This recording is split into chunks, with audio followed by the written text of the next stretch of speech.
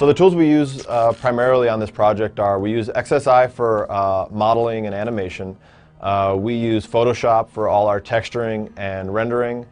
We use ZBrush for all our high poly sculpting, and we use 3D Coat for retopologizing those high poly sculpts and for painting in 3D. We also have a tech art team who does internal tools for both XSI and Photoshop, which really helps speed up our process. From start to finish for creating an actual prop, I'll give you an example of the Darkspur Cartel, which is one of our NPC factions in Algorok.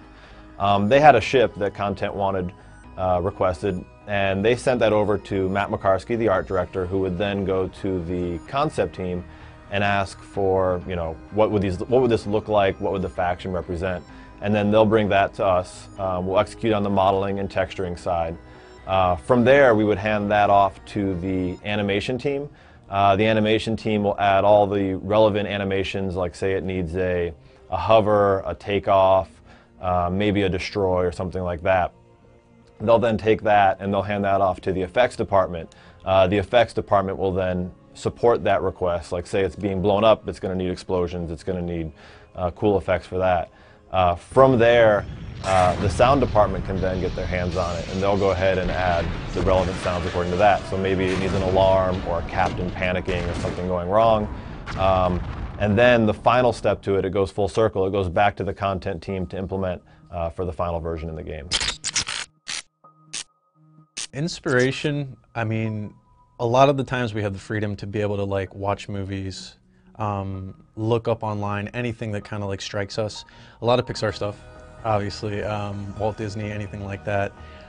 Me in particular, I love movies like Blade Runner, Star Wars, obviously. I would watch Star Wars religiously whenever I was a kid, and I would just draw and try to like figure out how things worked with the different environments and kind of try to emulate that.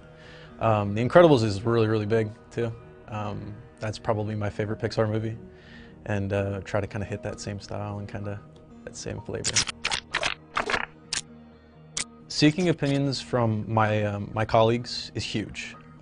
It really allows an artist to kind of get a fresh set of eyes on what you're working on, because we typically will work on something for so long that you kind of get blind to what the imperfections are in your asset or what you're working on.